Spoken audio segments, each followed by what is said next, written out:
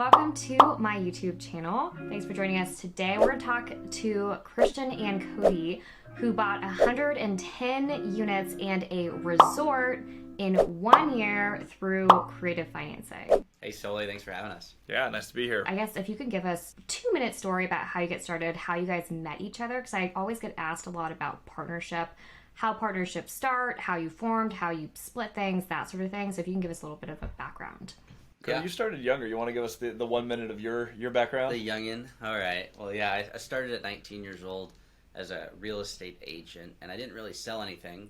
I was new to the real estate space, didn't have any clients, didn't have any friends in the business. And so I just started, and my first deal I ever sold actually ended up being a duplex to one of my old gymnastics buddies, because I coached gymnastics for 4 years at the time.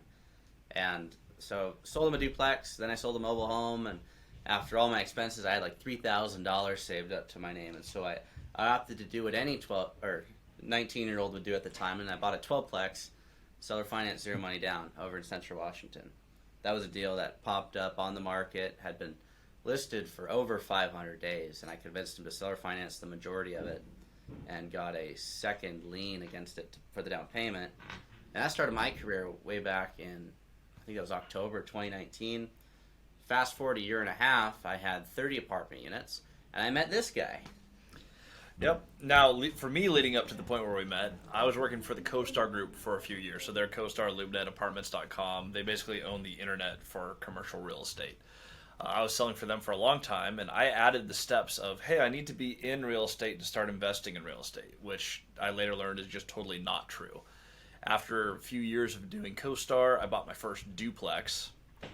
I bought my second duplex after meeting Cody, and then that's really where our partnership started. But we connected. Actually, we almost never share this story, or at least the full story. Let's hear it. We had a really crappy mentor who we were both working for, and they backed out of going to GrowthCon and gave us both their room. So I ended up rooming with Cody. We were at the same company. I really didn't know him. I knew his name. I knew who he was, but we worked in different buildings. I had nothing to do with him. We roomed together for 3 days and just learned that all of our goals aligned. You get all pumped at GrowthCon. We're like, wow, what if we bought 100 units in the next 2 years? So we partnered, and we ended up buying 100 units in 1 year. In 1 year, right? Partnership That's worked. amazing. Yeah. Yeah, no, and so Cody, you started at 19, so did you just skip the traditional route of going to college? Yeah, so I was going to college for 2 quarters, and then this guy online messaged me, Facebook Messenger, said I should drop out of college, get my real estate license. So I did what any rational teenager would do, and I just listened to him blindly. So I left college and got my real estate license. And then I realized, if I don't have any clients or friends in the business, it's actually quite hard to make money. So I struggled through that and almost thought about quitting and working a few jobs at Safeway, Target. I was coaching gymnastics already, just as a side gig at that point. So I almost quit, but I had a buddy call me up at 10 o'clock at night, and I ended up selling him that duplex over in Bremerton. And I was like, awesome. Okay, this is going to work. And so you guys primarily use creative financing to buy your properties. So you've collectively over 110 units. Do you know how much money of your own you've put in? Yeah, as far as acquisitions go, I have we just bought another deal that was money down. I have $23,000 of my own money in deals. In how much of real estate? A little over $20 million. That's amazing. No, that is awesome. Thank you for sharing the numbers. And if you could just walk through on like kindergarten level what creative financing is, I think that would be really great, because I think a lot of people hear creative financing, they hear that 2023 will be an amazing opportunity for creative financing, and they just don't understand, like, well, what even is it? Well, really, it comes down to simplifying it. I mean, we have 3 steps, and only 3 steps when it comes to prioritizing how you buy a deal. Christian, if you want to share those. Yeah, for a deal, it's how do we own it, which I'm going to take one step back here and say, if conventional is the box of, hey, you go to a bank, you put 20% down, creative is going to be anything outside of that. So if we're not using that specific box, the how do we own it is going to be, okay, it's going to be something creative. Then we go, how do we never lose it? That means long-term fixed rate debt on a cash flowing deal. And then the last rule, number 3, is it going to be fun? We actually bought some deals that fit the first 2. We bought them. They make money. They're super stable. They're boring, and they're the only properties in my portfolio I'd sell because they just don't do anything for us, and they don't get as much love as they should. Yeah. So how do you own it? How do you never lose it? And will it be fun? Are the 3 main criteria we have. But the how do you own it, or really how do you buy it, comes down to prioritizing. You find your deal, and if you love it, now you need to figure out the debt. And if you can't get 100% debt, then you figure out the equity, which is just the cash down. And so what we've done is just simplified. Okay, once we find a deal we want to buy, how do we get the debt for it? And for me, I didn't have any bank options in the beginning. I have 1 bank loan today. Christian had bankability when he was working at CoStar, but then he left that, and then he retired his wife, so no bankability. So yeah, no one has a job. Yeah. We're all unemployed now professionally. So we did the seller financed route, and no qualifications needed for that. We make payments through what's called a promissory note, and the seller's backed by a deed of trust, which says they trust that we're going to pay them, but if we don't, then they can take it back. And that was the simplicity of buying the whole portfolio. Mm-hmm. Now, for us, a whole bunch of that was seller financing. Not all of it, but almost all of it was seller finance, which means that debt piece. And a lot of these were 10% down, sometimes a little bit more, sometimes a lot less. But low down, a majority of that stack has been seller financed debt. And then we just figure out that last little piece as either money out of our own pocket or bringing in an equity partner. Mm-hmm. And so just to break it down further for people, so seller financing is when the owner, the seller, acts as the bank. Instead of getting a traditional loan, you use the seller as a bank, and then you give them payments instead of giving a bank payment. Correct. So in your guys' standard transactions, say it was just a regular deal, nothing special, what kind of seller financing terms do you get? My very first deal, this was years before I met Christian, bought a 12-plex. I bought it for $1,125,000. They wanted, what we had negotiated down to was 10% down. So they were going to finance 90% of the loan. So it was like $1,012,500. 6% interest, 30 years, no balloon. Meaning I'll just pay them off like a home loan. I had a problem though. I needed $112,500 for the down payment. And so, it was like a fixed rate, full-term loan from the seller, but the down payment was a 12% interest only, second lien against the asset. So. Oh, so the seller actually gave you the down payment as well? The seller didn't give me the down payment. I had to go get that from... Oh, you went and got it from like a private lender. Yep, had to go get it from a private lender, but the actual seller finance piece was a fixed rate, fully amortized mortgage. And this was your first deal? That was my very first deal.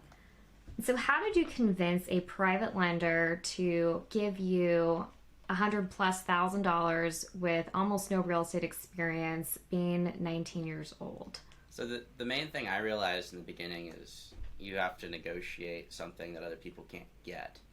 You start with your deal, then and I didn't know how to articulate this back then. I just did it through trial and error, but you find your deal, then you negotiate the debt. And if the debt product is something people cannot get otherwise, they're more inclined to give you the money for it. Very few people get 30-year fully amortized mortgages on seller finance terms. Fixed rate, there's no changes, I never have to refinance. So the person who lent me the money looked at it as an opportunity to say, okay, if I pay them back, they earn their 12% in a year, they're happy. If I don't pay them back, they're secured by a piece of real estate, and instead of foreclosing, I sign a deed in lieu saying, okay, I failed, you take the property, now you have a great property and a great debt product that you can't ever get again.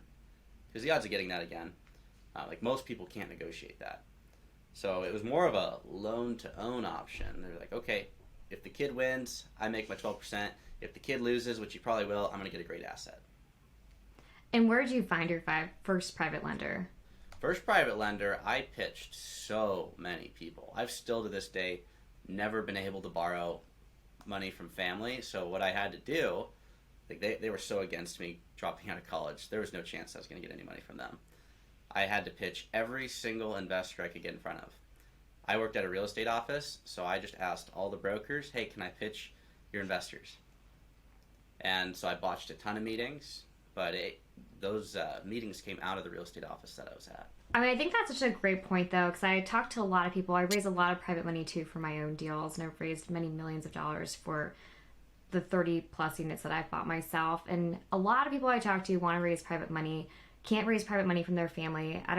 I've only raised private money from my family once, and all the other places have been other people. But they always tell me that they just don't have anyone, they don't have resources, they don't know anyone who's rich. But I think it's such a testament to being persistent and resourceful to go out and be willing to pitch to strangers, to botch meetings, to keep going, and to put yourself in rooms where there are money and there are opportunities. And to put first things first. A lot of people want to get the money before they have the opportunity or the debt. The reason we simplified it the way we did is once you find your deal, then you find your debt. You've solidified the variables. Now you can go get the last variable solidified, which is where's the actual debt coming from, whether it's debt or an equity partner. Most people try and figure out the debt or equity partner up front, and then they have to restructure it when they actually solidify their deal. And if you can solidify the deal first, it's a lot easier. Yeah, and that's one of the biggest things I've seen people get stuck on just very, very consistently is, hey, I can raise the money. There's all these people who want to throw money at my deals. And I hear that all the time in our mentorship group. And it's like, yeah, but when you don't have a deal to line that up to, that money is going to leave. It's way, way easier to find money than it is to find deals. If you find that opportunity first, you negotiate it, and you know exactly what you're presenting.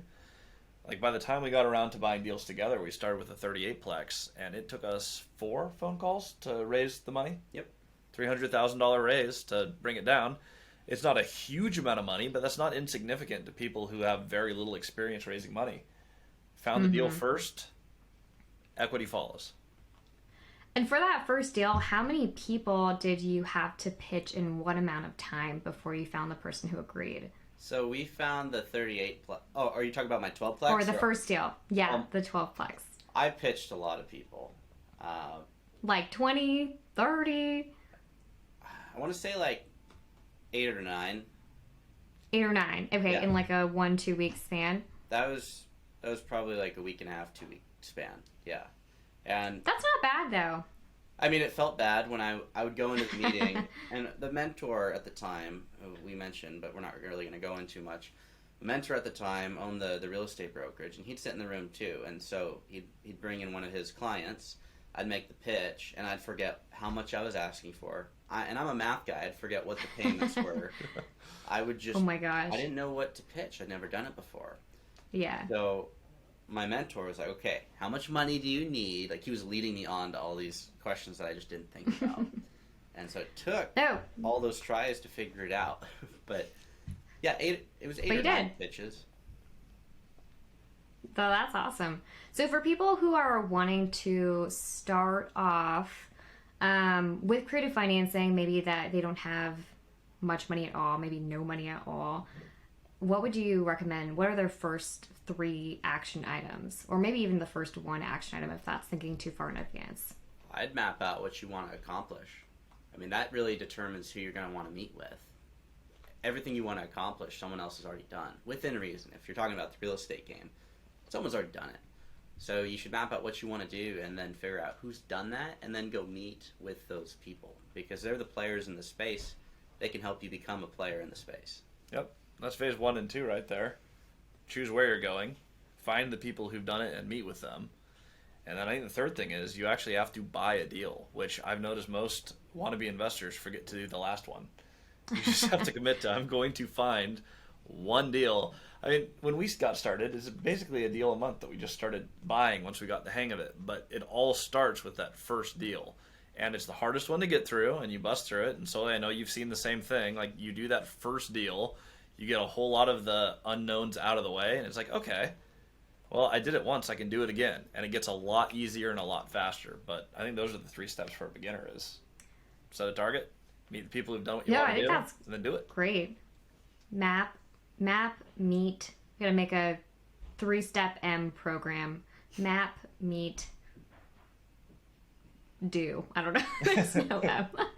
Make it happen. Map, meet, make it happen. Oh, there that's so good. Map, meet, make it happen. That's going to be on a t-shirt sometime. So, a lot of people have been saying that in 2023, it's going to be an incredible opportunity for creative financing. Do you have any market predictions right now for what's going to come up this year and how to best take advantage of the market? Yes. One, interest rates are, I've heard people say they're going to go up. I heard they're going to go down. They're higher than they were, and they're not going to drop all the way down to where they were, which means we're going to have continued pressure from them. I think pricing, especially on the smaller units, the single family up to 4 units, is going to continue to come down. We're probably going to see prices drop on the commercial stuff a little bit because it's a harder economy. However, not nearly as much as the small multifamily. And what we traditionally see through these recessions, especially in high inflationary times, rents typically skyrocket after periods like this. Yeah, and I predict that the people that buy the most real estate are going to do the best. For those who are sticking to duplex, triplex, fourplex, they're probably sub 50 units, are going to get squished because the big benefits are for the big players. And that's one reason we wanted to scale really quickly and not just play we don't do the syndication game. We want to just own our stuff. So we buy as big as we can in the best locations we can by ourselves as often as we can. For folks that are going to stop buying because they see this as a troubled time, I have a feeling they're going to wish they didn't. However, that's up to them. We're going to keep on buying. We're going to increase liquidity and prioritize filling vacancies and maintaining cash flow. And for so you guys are thinking like over 50 units in good areas, maybe like B class, B plus, maybe areas, and then long-term rental strategy. Is that kind of where you're looking? Yeah, and not just 50 unit complexes, but scaling the portfolio to that size, you start feeling more benefits. When we passed 50, right, which for me it took one deal with Christian because I already had 30 apartments, but as we did a few more deals together, we started growing a lot quicker, and it was a lot easier to just overall take care of tenants, manage contractors. So with the scale, it brought a lot of economies of scale and just ease with management of the portfolio, and people that stay really small, I have a feeling are going to get squished out of the market. It's my suspicion as well. We'll see if you're right. We'll have you back on in December of 2023. You can pull 24. the video back up. If people want to hear more about creative financing, want to keep up with what you guys are doing, where is the best place to find you? Our YouTube channel, Cody and Christian Multifamily Strategy. And if anyone wants to message us, I'm really responsive. Just at Christian Osgood on Instagram. Cody is at Doing Cody Things, except he gets twice as many messages, so I'm twice as likely to answer you. But either one. Awesome. And make sure to check out the collaboration videos. We're doing a whole series on out-of-state investing, and it's going to be on Christian and Cody's channel, so I will make sure to link their channel in the description so you can check out the whole thing. Awesome. Thanks for having us on, Soli. Yeah, thanks for being here.